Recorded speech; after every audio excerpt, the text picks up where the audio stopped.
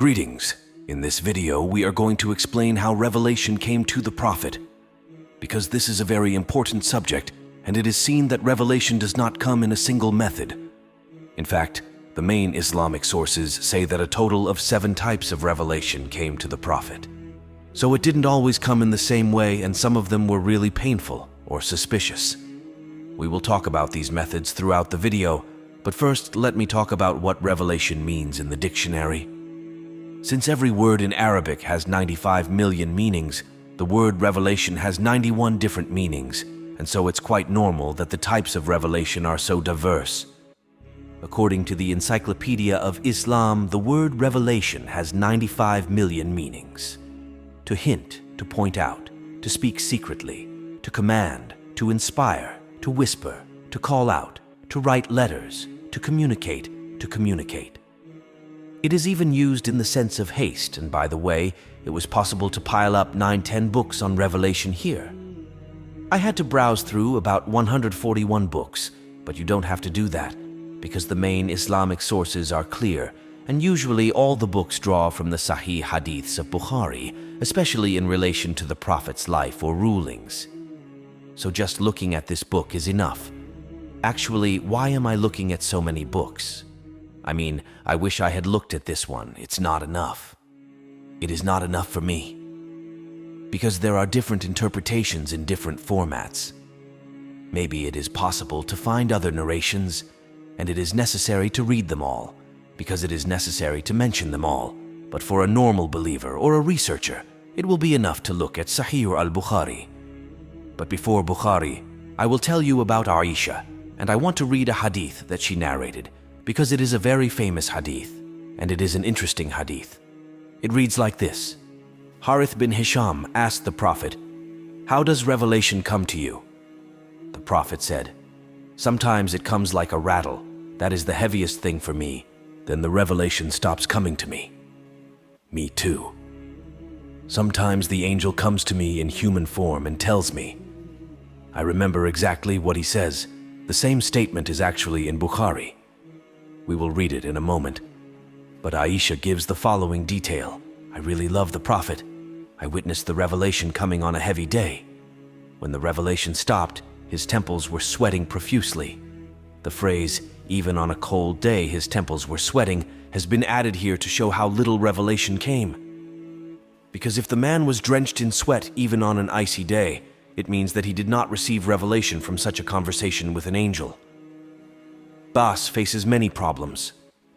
According to the most authentic hadiths in Bukhari, revelation comes to Prophet Muhammad in the following ways. I'm going to read the whole thing as it was before. I'm not going to make any divisions or additions, then we'll start analyzing it one by one. Revelation came to the Prophet in different forms. Faithful dreams. The first way revelation came to the Prophet. These are the Sadiq dreams that the Prophet had. In these dreams, the Prophet saw realities that would later come true. These dreams were called Ruya Sadiqa and Ruya Saliha. Prophet Muhammad was awake and appeared as an angel. Jinn would instill the revelation into his heart. 3. The angel came in human form. Gabriel took human form and brought revelation to the Prophet. This was the easiest form of revelation. 4. Revelation came in the form of rattles and bells. Sometimes revelation would come to the Prophet with a sound like a rattle and a bell. This was the most violent form of revelation to the Prophet. In this case, the angel was not visible. This form of revelation is reserved for verses that express threats and intimidation. 5. In the original form of the angel, his arrival conveyed the divine order to the Prophet in the original form of Gabriel. In this way, the Prophet saw Gabriel twice, once between Hiram at the beginning of his prophethood, and once at the Sidrat al-Muntaha during the Miraj. 6. This is the revelation that came in the form of the Prophet speaking to Allah Almighty while he was awake. Thus, the 5 daily prayers were made obligatory, and the last 3 verses of Surah Al-Baqarah were revealed directly. 7 angels came while he was asleep. Gabriel brought revelation to the Prophet while he was asleep. Some commentators say that this is how his heads were revealed. So now we will begin to examine all these methods one by one. The first method is Siddiq. It was in the form of a dream. That is, the prophet would see in a dream what was going to happen in the future, or he would start receiving revelation. Many prophets have already received revelation in this way. Even John, the follower of Jesus, although he was not a prophet, he received revelation in this way, and everything he saw is in the last chapter of the Bible today. It covers the book of Revelation. There is a video on the channel. If anyone wants to look at it, the man saw everything that will happen in the apocalypse one by one and recorded it in the book. But there are those who call it a vision because receiving revelation through a dream is not different from receiving a vision. It means the same thing. You are already achieving an image in your dreams. God is something special for you. He shows you something or tells you something, and when you wake up, you share it with people. We see this in almost every book. For example, the prophet Idris, or the one we call Hanok, also received a vision in this way and was told many things about Noah's flood and the aftermath. He saw these things, and he can read them under the name of the Dead Sea Scrolls or the Qumran Scriptures without recording them under the name of holy books. Again, in almost every pagan society, even in Turkish shamanic societies, shamans or seers or sorcerers dream. They see visions in their dreams. They talk to the gods, and when they wake up, they tell what they saw to the people around them. So epics are all epics. That's how tragedies or mythologies came into being. Let's leave other beliefs aside. If you like, I can give you an example directly from the Abrahamic faiths. Prophet Joseph has a dream. There is a 7-year famine. I don't know what it is. He talks to Pharaoh and he starts to rise. Or Abraham has a dream that he has to sacrifice his son, and the next day he goes out to sacrifice him, but he cannot. It's a different story, but after all, this phenomenon of dreaming is sacred in all faiths, and even today books are being written under the name of dream interpretation. And they are becoming bestsellers. I mean, they are selling so much that even today people are spending so much money that we are saying that the second figure in fortune-telling is a bit interesting. The angel sees, nothing happens. Nothing happens. While he is awake, suddenly it is transferred to his heart. Suddenly he becomes conscious, so it is no different from being inspired, inventing something or understanding something, and we come to this state. They all experience similar things, don't they? We are in a test. We cannot find the answer to the question. We think, and then suddenly it comes to us. Or when we are faced with a problem, we are thinking what to do, and suddenly an idea comes to us that will help us get out of this situation, and we are off the hook. I don't know. Einstein's do Newtonian calculations, research, try to solve something for months, and then suddenly, the light bulb burns out, and from that point of view, everybody, including inventors, scientists, philosophers, and those who create new things have received revelation in a sense, and there are those who look at it from that perspective. Instead of thinking that all the smart men of that time, like Plato and Aristotle, were going to hell because they had not been introduced to the Bible, we see that these men also discovered something. Some writers claim that they were prophets in the sense of the word, that they were on the right path, that they received revelation, albeit in a different sense.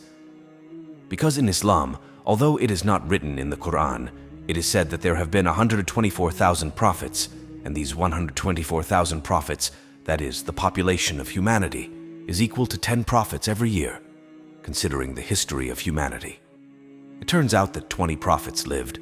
Of course, there were important philosophers, inventors, important scientists. Although they were not commissioned to pray or to send down books, they received revelation in a sense.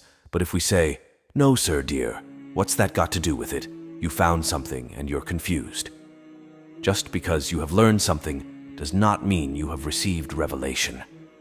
What came to the prophet was something else. He had a divine power. You have to make a distinction. Anyway, that's fine, because that's exactly the Christian understanding of receiving revelation. Especially among Protestants, especially on Sundays, you go to church, and after it's over, the priests, the pastor, the people who are there, they ask, Is there anyone among you who is receiving revelation right now? Is there anyone who feels as if they are talking to God right now? People sometimes stand up. They say, I feel something like this right now. And they say, God wants to tell me something like this. And they tell me something. Because in Christianity, revelation doesn't only come to prophets, it also comes to people. They can open their hearts if they want. They can talk to God if they want. Or they can act as a channel to hear God, to understand God. And this is something that is very open to fraud. I am getting revelation in a congregation right now. Guys, God says this, and the revelation I am getting is from God. Or if nobody can prove to me that a jinn, a genie, a demon, a devil, an evil being has not downloaded it. When you say that I am speaking or I am talking to God, we should not immediately take it into consideration. Because even now there are thousands of people who are saying that they are doing this, and if they are not believers. So if you really believe in metaphysics, in jinns and demons, this is exactly how the revelation of jinns to human beings took place. That is why the Meccan polytheists said to Prophet Muhammad, "You are a demonic being who has started giving you revelation. You think Allah is giving you revelation. You are mad." And at one point even Muhammad said, "Are you really crazy? Was I hallucinating? Or was a jinn mocking me? Or was I going crazy?" He began to doubt himself, wondering what had happened, and then he said, "O Muhammad, you are definitely not crazy. Madness is also mentioned in verse 2 of Surat Al-Qalam. By the way, excuse me. One last piece of information, according to Christianity, Jesus is the Christ. That's all the revelations he received anyway, because the belief was that since he was God or the Son of God, whatever he thought, whatever he said, whatever came out of his mouth was already revelation. Time, all the sentences he spoke, all the advice he gave, everything came from God. But of course Muslims don't believe in that. The third form, the angel coming in human form, is the common one. The comments are open, and I have a lot to say, but some of it may sound like conspiracy theory. Some of it may sound like profanity, insults, or offensive remarks. So I won't dwell too long here.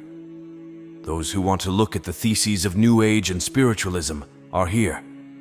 Rank of Nakar, Essenis Rabbi and Lord of the Cult like Rabir. So what about secret organizations like Freemasonry or Illuminati, the prophets that come out of them?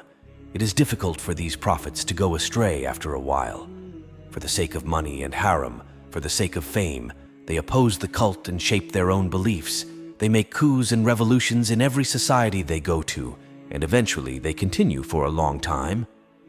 The beginning of the ongoing religious wars, blah blah blah, will seem like a very empty talk for those who are not familiar with the subject or don't know much about esoteric history. So I want to talk about his version of the Masjid of Islam, which is known and shown in many hadiths. There was a young, handsome, and quite intelligent citizen who was well known around Mecca. For some reason, Gabriel always came in the guise of this man. It even started a conversation among the companions, or a conversation between Dihyatul Kalbi and Muhammad. We don't know whether this man was also a prophet. Is that why he always comes in the disguise of this man? Even the polytheists started asking, how do you know that this is an angel? How do you know that he is not Ziyatul Kalbi? And in the Islamic books about this, it is stated that he is a very decent person with a Ziyatul Kalbi heart, but there is nothing extra special about him, that the angel is always disguised as him. That doesn't mean there is anything special about him. Let's not give him any extra meaning. He was just a decent human being. That's why the angel chose this outfit. But I think it's partly out of goodwill and partly because we want to believe it. Because when you look at Orientalist books or books written by non-believers, this is very clear. We have a situation where a famous man who everybody knows as Diyat al-Kalbi is constantly talking to Muhammad. After talking to him, Muhammad starts telling the people with a new law and a new verse. Well, this man had already been to Khilful Fidu, a meeting of the elders of Mecca. He took part in a scholarly organization. He learned a lot, but he also met and learned from important personalities like Bahira the priest, Nura the priest, Baraka bin Nefel. Maybe he started preparing something. But did Gabriel really come in the form of Zietul Kelbi? Whether this man's name was Gabriel or not is an issue that needs to be addressed. Because as I mentioned earlier, in ancient times there were ranks like Rabbi, Rabbi, Rabbi, Rabmaster, Rabbi, Master, Master, Rabir. Rabir means the sheikh who is the head of the highest society, and in the Torah, the genius prophet Abraham means Allah. When he says, "I saw," he is always talking about people. Abraham was sitting and suddenly he saw his Lord in front of him. In the verses, it is written that the Lord is in the form of 3 persons, so the being we call Allah is also referred to by the word Lord. Perhaps every time Allah, God, or angel is mentioned, it is not referring to a metaphysical spiritual being. In the book, they were talking about a master, a leader of a community, or a teacher. This is also a possibility, but it is still a rather confusing detail when we look at the method of the 4. Because he hears a very loud sound. In fact, it is not enough, as we have seen from other hadiths. He writhes on the ground, his eyes roll, he sweats beads, he screams. Sometimes he faints, sometimes he is paralyzed.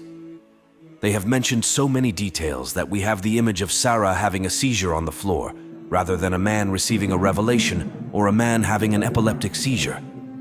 That's why important hadith experts like Ignace Goles also believe that Muhammad may have had prefrontal lobe epilepsy or something like that. And they say that because he was schizophrenic, every time he received an attack or a revelation, he was dealing with these kinds of problems. And very interestingly, this picture comes up whenever someone is told that someone is possessed by a demon or that a demon has escaped. It is the same one that is presented. Foam comes out of his mouth, his eyes roll back in his head. He starts shouting. He changes his voice, so he acts like a completely different person. It is quite normal for the Meccan polytheists in 600 AD, when they saw Muhammad like this, to think that Muhammad was possessed by a jinn, because from the outside you don't know if he was really talking to an angel or if he was possessed by an evil being, and today such signs are quite normal. I can't say much about some citizens coming in the guise of prophets who show their true image, because what is written in Islamic sources is also written in the Bible. In fact, as I have just told you, a disciple named John, a citizen who is not a prophet but a follower of Jesus, receives a long revelation. In his dream and in the vision, he saw it is written today even in the Bible under the name of the Book of Revelation. And just like he describes the angels there, in Bukhari and other hadiths, the angels are described in the same way. For example, it says that Yahya had 600 wings. Each wing had countless eyes. He was a gigantic being, etc. Again, when we look at the hadiths, it says that Gabriel had 600 wings. He had countless eyes on each wing. He could see everything. Again, for example, when we look at the book of Ezekiel in the Old Testament, there are angels with 4 heads, a falcon with 1 head, a hawk with 1 head, an eagle with 1 head, a lion with 1 head, and angels with other heads. First of all, we see these mixed types, and there is no single angelic format. There are many types of angels. There are cherubim, there are serapes, there are ophon signs. Each angel has a different type and type of appearance, but in Islamic sources, we also find an abnormal magnification. For example, a quote from Ibn Abbas. It is said that when Gabriel spreads one of his wings, it covers the whole sky, from east to west. But that doesn't make much sense to me, because if even with 1 wing he covers everything we can see, how is it possible to see him in his original form? Even with 1 limb, you can't see the whole body. In fact, the whole image is covered. But in the hadiths, we see this kind of thing a lot. For example, they say that there is a big tree in heaven called the Tugba tree, and even if you ride a horse for 40 years without stopping, the shadow of a single leaf of this tree cannot be crossed. In other words, it is so big that even a single leaf would cover the earth, or the whole heaven. The gate at the entrance was so big that even when we looked all the way up, we couldn't see the bottom. So can we still see the bottom? It is not possible. You can only see a flat wall, like a germ looking at the moon. So we understand how powerful God is. It would not be wrong if we thought that this was invented or exaggerated by people for the sake of God. When we look at figure 6, we see that what people think of when they think of revelation is Jesus. The prophet is waiting somewhere, and suddenly he hears a voice. God is speaking to him from heaven, and the prophet is recording it.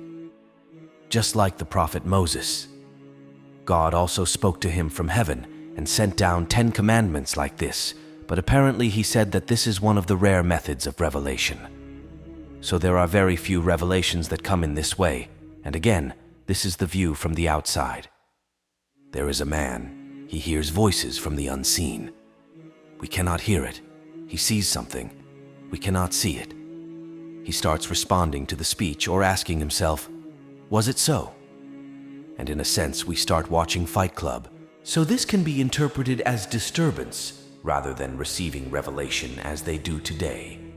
In figure 7, we find another form of the first form, where the prophet receives revelation again in a dream. But instead of a vision, he starts talking to an angel, which is more or less what we have seen in other prophets, but I think we have gone far enough from the hadiths. I think it would be better if we look at how it is described in the Quran. In verse 51 of Surat Al-Shura, it says that Allah can only speak to every human being through revelation. Or it could be that he sends a messenger from behind the curtain and reveals whatever he wishes with his permission. Verily, he is the Most High. He has tremendous wisdom. Yes, when we look at this, in addition to what we see in the hadiths, we see the phenomenon of speaking from behind a curtain, which has many branches, and that the beings summoned by soothsayers and sorcerers are now everywhere. In fact, they would cover the altar with a curtain in order to talk to him, and in this way they would perform the rituals. The belief is that the summoned spirit will show the power of Sulu like a shadow from behind the curtain, so that we will have no doubt what the speaking being is. However, it is also said that the prophets directly covered their heads and performed rituals with a headscarf. In this context, the Prophet Muhammad is said to have prayed or waited for revelation by covering his head. And we even see verses in the Quran about this, such as, "O you who are covered by your veil, arise and warn your people." According to Orientalists, this verse shows that Muhammad dressed like a seer or a shaman and tried to receive revelation. Sometimes it shows that he had a crisis. Sometimes it shows that he was dreaming, but I'm not so sure about that. Because you know, there is a story of Muhammad. After he received the first revelation, he got scared and ran home. He is very cold, and he closes me to Khadijah. He says, "I am cold." Maybe the verse says, "O you who are covered." When you say that this is what you mean, there will be nothing mystical left, so there is no need to make the man a magician. But unfortunately, not all Islamic scholars and not all hadiths think this way. They even made up a lot of narrations about the hijab of the Prophet Muhammad, which I say they made up, but most of them are true or have been accepted for 1400 years. Especially in Sufi communities, it is accepted as a right, so I will tell you the story as it is. Now try to decide whether it makes sense or not. They say that one day Muhammad was talking to Gabriel. Ken asked Gabriel, "O Gabriel, let us see how you receive revelation, Gabriel." "From behind a curtain, so I cannot see my Lord directly. He tells me from behind the curtain." Muhammad said, "One day lift that curtain and see who you will see behind it." Gabriel, for some reason, immediately agreed to disobey Allah or to do such a trick, and said what Muhammad said. One day Allah gave him a revelation. Ken lifted the curtain and looked. Do you know what he saw? And is it Muhammad who gave him the revelation? So Gabriel said, "O Muhammad, this is from you to you." This is the hadith of Levlak, meaning the whole universe was created for the sake of his face and water. Wow, sir. I am writing his name. Muhammad is with Allah at the gate of heaven. When he looked up to the sky, he saw Muhammad's name, Rasulullah. So he asked Allah, "Who is Muhammad?" As I said, all of these accounts deify Muhammad and even equate him with God, as Christians do with Jesus Christ. These are hardly superstitions. In fact, the belief in Ain al-Haq is the unity of the body, the unity of Shuhud. These are all based on hadiths and relate to the methods of revelation concerning the Prophet Muhammad. This is based on narrations. From the outside, it is difficult to distinguish whether we are studying the belief in Tawheed or whether we are still studying idolatry. It's not that easy because a citizen who only looks at the Quran will read this and say, "Brother, how is this different from polytheism?" Anyway, to summarize, how revelation comes is controversial, and there is no single method of revelation. In fact, most of these methods are as if we are not dealing with a prophet.